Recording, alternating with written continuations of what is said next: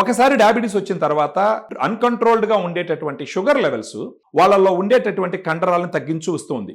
యాక్చువల్గా డయాబెటీస్ అంటే ఏంటి? మన శరీరంలో షుగర్ లెవెల్స్ ఎక్కువ అయిపోయినాయి. ఆ షుగర్ ఎక్కడ పోయి ఖర్చు అవ్వాలి? మన శరీరంలో ఉండే కండరాల్లో పోయి ఖర్చు అవ్వాలి. పొయ్యే కొద్ది ఏమవుతుందంటే వెయిట్ తగ్గిపోతూ ఉన్నప్పుడు షుగర్ అన్కంట్రోల్డ్గా పెరిగిపోతూ ఉంటుంది. అప్పుడు డాక్టర్లు మీకు పొయ్యే కొద్ది నంబర్ ఆఫ్ టాబ్లెట్స్ పెంచుతారు, వాటి డోసెస్ పెంచుతారు. వాటి వల్ల సైడ్ ఎఫెక్ట్స్ వస్తూనే ఉంటాయి.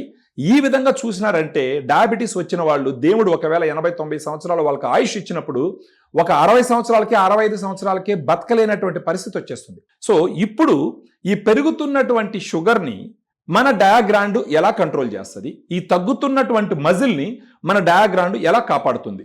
డయాగ్రాండ్ అనేది ఏంటి అంటే balanced diabetic nutrition with 5 types of protein. మన డయాగ్రాండ్లో 5 రకాల ప్రోటీన్స్ ఉంటాయి. Whey, casein, soya, brown rice, green pea. ఈ 5 రకాల ప్రోటీన్స్ 100 గ్రాముల పౌడర్లో 24 గ్రామ్స్ ఉంటుంది.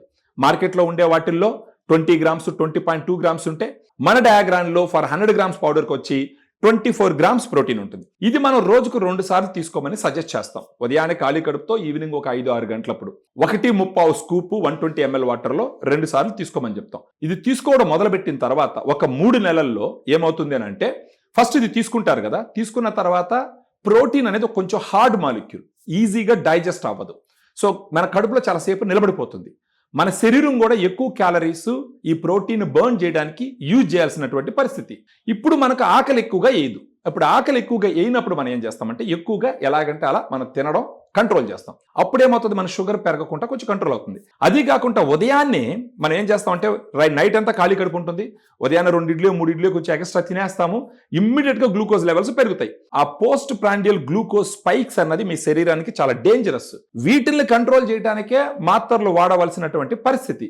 ఇప్పుడు మీరు డయాగ్రాండ్ వాడినారు అనుకోండి, డయాగ్రాండ్ లో ఉండేటటువంటి వే ప్రోటీన్ ఏం చేస్తుందంటే ఈ ఇమ్మీడియట్ గా పెరిగేటటువంటి గ్లూకోజ్ స్పైక్స్ ని ఇన్సులిన్ బాగా పనిచేసేటట్టు చేసి దాన్ని కంట్రోల్ చేయడానికి ప్రయత్నిస్తుంది. సో ఇంకా మిగతా 4 రకాల ప్రోటీన్ ఇమ్మీడియట్ ఎనర్జీని ఇస్తుంది, డే మొత్తం కూడా ఎనర్జీని ఇస్తూ పోతుంది. ఇది కాకుండా మనకి ఏదైతే మజిల్ తగ్గిపోతూ ఉంటుందో ఆ మజిల్ తగ్గిపోకుండా కంట్రోల్ చేస్తుంది. స్లోగా అట్లీస్ట్ ఒక 3 నెలలు పూర్తయితే గనక ఆ మజిల్ స్లోగా ఇంప్రూవ్ అయ్యేదానికి మన డయాగ్రాండ్ హెల్ప్ చేస్తుంది. ఇలా చేసుకుంటూ పోతే గనక over a period of time ఒక పక్క మీకు మజిల్ మాస్ ఇంప్రూవ్ అవుతుంది, షుగర్ లెవెల్ కంట్రోల్ అవుతుంది.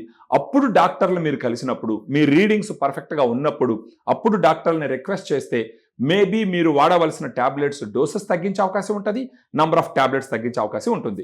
దీని గురించి ఫర్దర్గా మీకు డీటెయిల్స్ కావాలనుకున్నప్పుడు ఈ వీడియోలో ఉంటున్నటువంటి నంబర్కి మీరు ఫోన్ చేస్తే మనం క్లియర్గా ఎక్స్ప్లెయిన్ చేసి ఆఫర్స్ కూడా కొన్ని మనం అప్లికేబుల్ చేసి మీకు ఇచ్చేదానికి అవకాశం ఉంటుంది.